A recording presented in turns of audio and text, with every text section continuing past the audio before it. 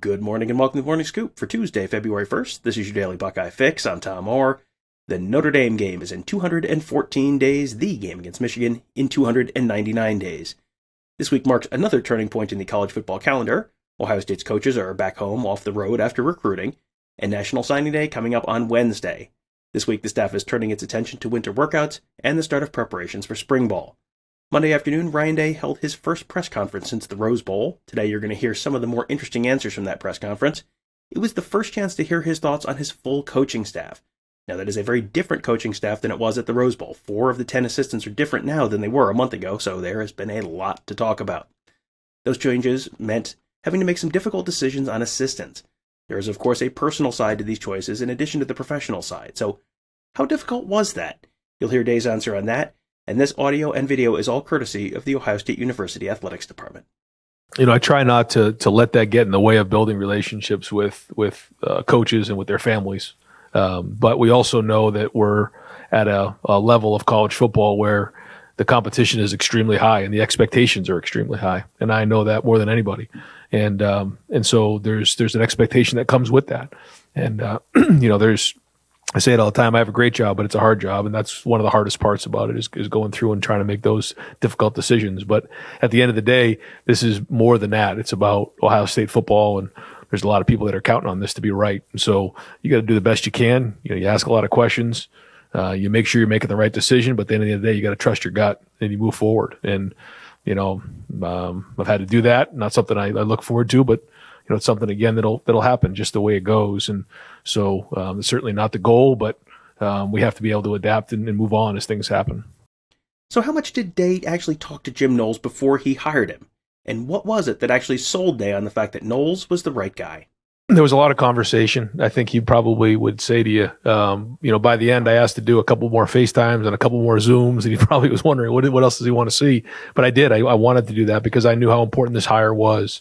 But at the end of the day, I was really looking for a head coach of the defense, and certainly his background and all the people that have worked for him and with him have said such unbelievable things. And you watch the film of the way his team plays; they play hard, they have a system, they have answers, and they've done a great job developing. And so when you combine all of those things and all the people that have worked with him and for him, then to me, by the end, when you started going through all the candidates, it seemed like the best fit. And at the end of the day, we had some certain things that we had some common ground on, but at the end.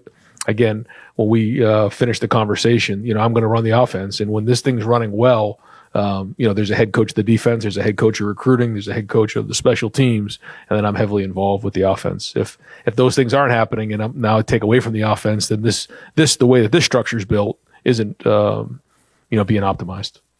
Knowles represents a little bit of a different defensive philosophy from what Day has preferred over his first 3 seasons in charge. So how much leeway will Knowles have to run things his own way? You'll hear that answer, and then you'll hear a follow-up from Bill Landis at The Athletic about new safeties coach Perry Eliano and new corners coach Tim Walton. Well, we've always felt like we've been able to recruit really good defensive linemen here, and Larry's done such a great job of that. Is that we wanted to start with a 4-down scheme, and based on in 19, I thought we did a really good job of kind of going through and putting the one high defense together, and that year was excellent. And then over the last couple of years, we've had a little bit of some issues here and there, but when it came to making this decision moving forward, we still wanted to start with that foundation. But at the end of the day, based on the personnel that we have, like for instance, we went through and went all the personnel today, every single guy on the team. The goal is to put our guys in position to be successful, and finding a way to do that. That's the key to college coaching. Just like for us on offense. Do you want to be in 10, 11, 12, 13 personnel? You want to, figure out how to optimize your guys. And that's really what the goal is going to be on defense. And so I think that'll look similar to maybe it did at Oklahoma State. I don't know. That's going to be up to the defensive staff to determine. But there'll probably be some other things too, some just different things that guys do well that are on our team right now, and trying to figure out what those skill sets are and maximize them to be the most, put them in an environment to be successful. And that's really what it comes down to. So that journey has started now, first day in the Woody after coming off the road recruiting, but I know that journey is going to take a bunch of twists and turns along the way. Perry coached probably the two best corners in college football last year. He's got the safeties coach title here. How did you determine with he and Tim who was going to coach corners, who was going to coach safeties, and how will they work together to kind of coach secondary? Yeah, both Tim and Perry both have tremendous resumes. You saw, like you said, what Perry did last year, and then certainly Tim's background of not only playing here but his background in the NFL, and they both have great secondary background, so they're going to work together, and that's really something that Jim felt strong about. He likes to really coach the linebackers and be able to have a handle on the front end and the back end, and having two guys back there with the experience that they both have and their resumes is going to be tremendous. And, they'll start to build their relationship as time goes on, but just very fortunate to have those guys part of the organization.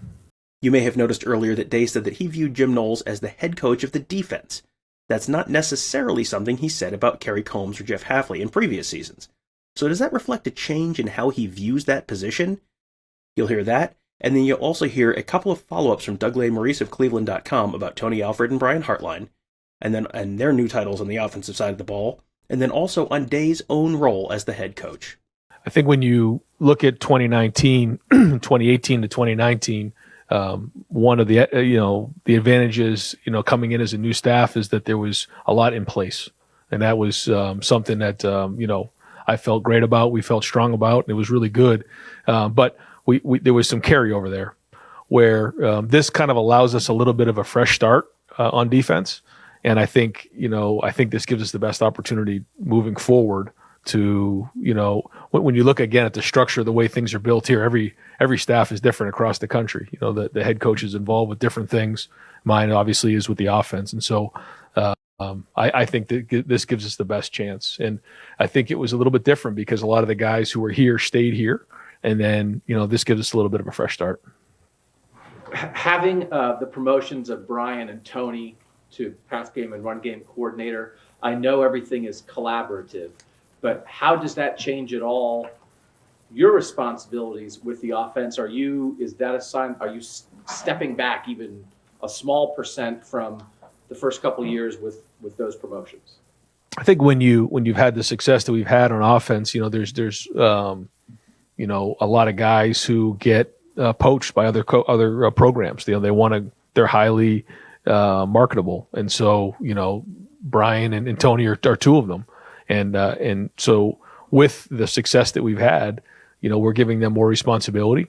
We're giving them a bump and raise. We're doing a lot of things to try to make sure that they feel like they're being compensated for what they've done, and we've had a lot of success, and that's a good thing. And so that's part of the process and the landscape of college football right now.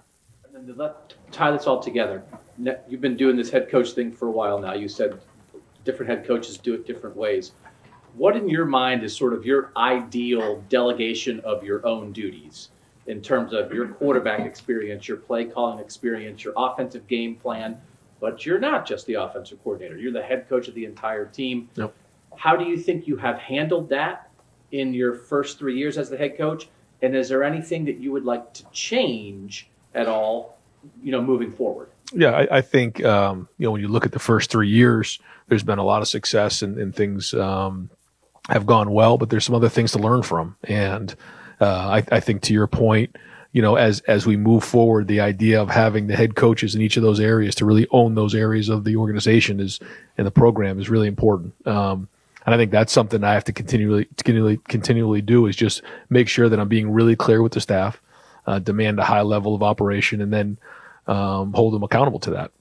But I think too, when you think about the players on this team and the relationships that the coaches have with the players, and then obviously what I have with the players, I think really if you talk to the guys who have gone through the program and graduated, they feel like they're well taken care of when they're here. They're cared about, and that we care about them.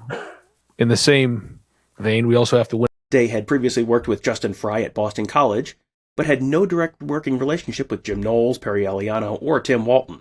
So how did he zero in on them as the guys who were the right fits for those positions? You'll hear that, and then you'll also hear his answer on how he decided to hire Fry as well. Yeah, so I kind of shared a little bit with Jim, kind of went out and tried to go find the best coordinator in the country, went through that process. And then with Tim and with Perry, we interviewed a lot of guys, and Jim was a part of that.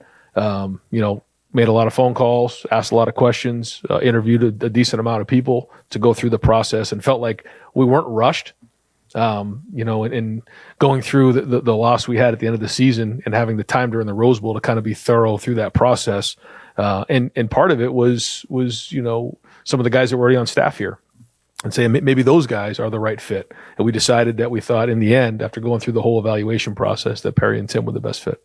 He and I worked together before Boston College, so I know exactly what he can do and how talented he is. He's very, very talented. He really connects well with players, very good technically and fundamentally. And then, he's a Midwest guy. He played at Indiana. His wife's from up in Mentor, Ohio, so they're Midwest people, so that was a great fit. Finally, the Cincinnati Bengals and former Ohio State quarterback Joe Burrow are headed to the Super Bowl. You may have heard something about that. Burrow was on the roster during Day's first season as the quarterback coach of the Buckeyes, so they are pretty familiar with each other. So what does it mean to the program to have Burrow and several other former Buckeyes, who you'll hear Day talk about here, in the Super Bowl? Here's Day's answer on that. Well, I think it's exciting for, the whole state of Ohio, just, to have the Bengals in the Super Bowl. Certainly the story of, how, where they've been the last few years, where they were last year, even this year, they feel like they've been underdogs the whole way. And now here they are in the Super Bowl.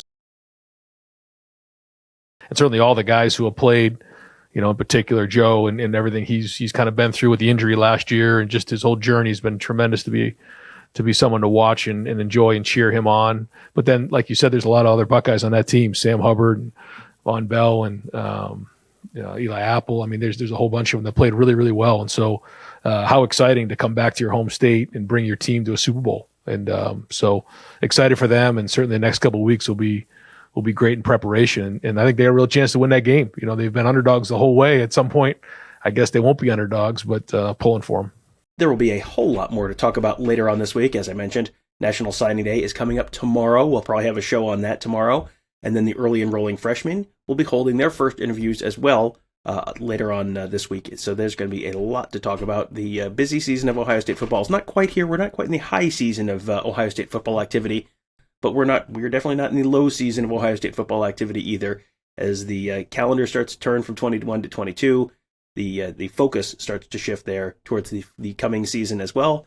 Going to be a lot to talk about and a lot of stuff coming up all this week. So that should be a busy, fun week of shows coming up. So that'll do it for today. Thank you guys all for joining us. Have a great day. We'll talk to you tomorrow.